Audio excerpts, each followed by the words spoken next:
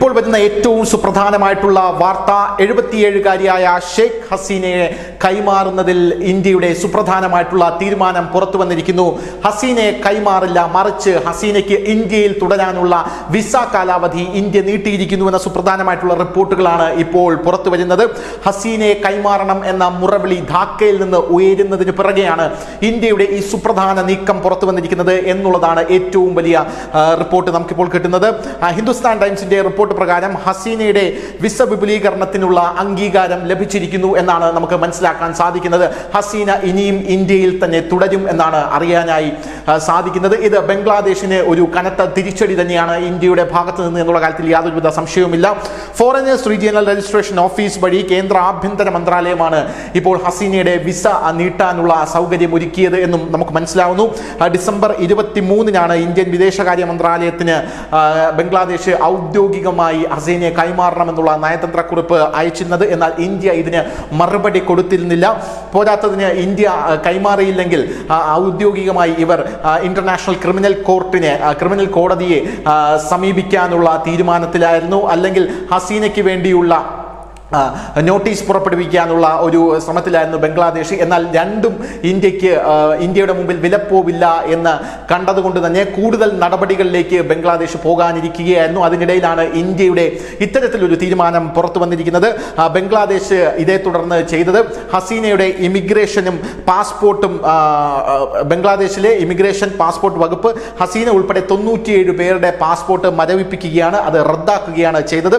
പോരാത്തതിന് ജൂലൈയിലെ പ്രതിഷേധത്തിൽ നടന്ന കൊലപാതകങ്ങളിൽ ഹസീനയ്ക്ക് വലിയ പങ്കുണ്ട് എന്നാണ് ഇവർ വരുത്തി തീർത്തത്. ബംഗ്ലാദേശിലെ international criminal Tribune ഹസീനയ്ക്കെതിരെ 2ാമത്തെ arrest warrant പുറപ്പെടുവിച്ചിരുന്നു. പോരാത്തതിന് ബംഗ്ലാദേശിലെ ദേശീയ സ്വതന്ത്ര അന്വേഷണ കമ്മീഷൻ 2009-ൽ ബംഗ്ലാദേശ് റൈഫിൾ 74 പേരെ കൊലപ്പെടുത്തിയ സംഭവത്തിൽ ഹസീനയെ ചോദ്യം ചെയ്യണം എന്ന് പറഞ്ഞ് ഇന്ത്യയെ സമീപിക്കുന്ന ഒരു കാഴ്ചയും കണ്ടതാണ്. എന്നാൽ ഇന്ത്യ ഇതിനൊന്നും തന്നെ മറുപടി കൊടുത്തിട്ടില്ല എന്നുള്ളതാണ് പ്രധാനപ്പെട്ട ഒരു കാര്യം. ഇന്ത്യയുടെ നിലപാട് ഇതിൽ എന്താണ് എന്ന് ചോദിച്ചാൽ ഹസീനയുടെ ഭാവി തീരുമാനിക്കേണ്ടത് ഹസീന തന്നെയാണ്. ബംഗ്ലാദേശ് ഇങ്ങോട്ട് അയച്ച നയതന്ത്ര കുറിപ്പൊക്കെ അപൂർണമാണ് എന്നാണ് ഇന്ത്യ പറയുന്നത്. പോരാത്തതിന് വിദേശകാര്യ മന്ത്രാലയത്തിന്റെ വക്താവ് രൺധീർ ജയ്സ്വാൾ വ്യക്തമാക്കുന്നത് മുൻ പ്രധാനമന്ത്രി ഹസീനയെ സംബന്ധിച്ചിടത്തോളം അവരുടെ പദ്ധതികളെക്കുറിച്ച് ഞങ്ങൾക്ക് യാതൊരുവിധ അപ്ഡേറ്റുകളുമില്ല. അവർ എങ്ങോട്ടാണ് പോകുന്നത്, അവർ ഇനി എന്താണ് ചെയ്യാൻ പോകുന്നത് എന്നതിനെക്കുറിച്ച് ഞങ്ങൾക്ക് യാതൊരുവിധ അറിവുമില്ല എന്നാണ് പറയുന്നത്. കാര്യങ്ങൾ മുന്നോട്ട് കൊണ്ടുപോകേണ്ടത് അവരാണ്, അവരുടെ കാര്യത്തിൽ ഇടപെടാൻ ഞങ്ങളാളല്ല, ഞങ്ങൾ അവർക്ക് അഭയം കൊടുക്കുക മാത്രമാണ് ചെയ്യുന്നത് എന്നാണ് ഇപ്പോൾ വിദേശകാര്യ മന്ത്രാലയം പറയുന്നത്. അതേസമയം ഹസീനയുടെ US ആസ്ഥാനമായുള്ള മകൻ സജീബ് വാസ ജോയ് അവർ ഇതിനെക്കുറിച്ച് അദ്ദേഹത്തെ സമീപിക്കുന്ന ലോകരാഷ്ട്രങ്ങളോട് അല്ലെങ്കിൽ ബംഗ്ലാദേശിനോട് അദ്ദേഹം പറയുന്നത് ഇങ്ങോട്ടേക്ക് വരാനുള്ള പദ്ധതി നിലവിലില്ല ഷെയ്ഖ് ഹസീനയ്ക്ക് എന്നുള്ളതാണ്. എന്തായിരുന്നാലും ഹസീനയുടെ വിസ ഇന്ത്യ നീട്ടിയതോടുകൂടി ഇന്ത്യയിൽ തന്നെ ഹസീന തുടരും എന്നുള്ള തീരുമാനമാണ് ഇപ്പോൾ പുറത്തു വന്നിരിക്കുന്നത്. ബംഗ്ലാദേശിന് ഇത് കനത്ത തിരിച്ചടി തന്നെയാണ്. ജനുവരി 20-ാം തീയതി ഡൊണാൾഡ് ട്രംപ് വരുന്നതോടുകൂടി കൂടുതൽ ശക്തമാകും ഈ ഹസീനയുടെ നില എന്നുള്ള കാര്യത്തിലും സംശയമില്ല. താൻ പരിങ്ങലിലാണ് എന്ന് കൃത്യമായി അവിടെ മുഹമ്മദ് യൂനിസ് ഇപ്പോൾ പറയുന്ന ഒരു കാഴ്ചയും നമുക്ക് കാണാനായിട്ട് സാധിച്ചു.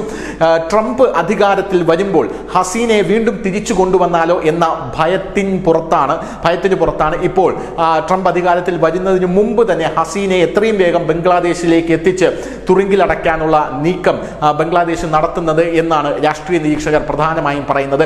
എന്നാൽ ഇതിന് ഒരേ ഒരു തടസ്സം മാത്രമേ ഉള്ളൂ, അത് നമ്മുടെ ഇന്ത്യയാണ്. ഇന്ത്യക്ക് മുന്നിൽ ബംഗ്ലാദേശിന്റെ യാതൊരു കളിയും വിലപ്പോകില്ല എന്നുള്ളതിന്റെ വേറൊരു ക്ലാസിക് എക്സാമ്പിളായി മാറിയിരിക്കുകയാണ് ഈ സംഭവം. News desk, news India Malayalam.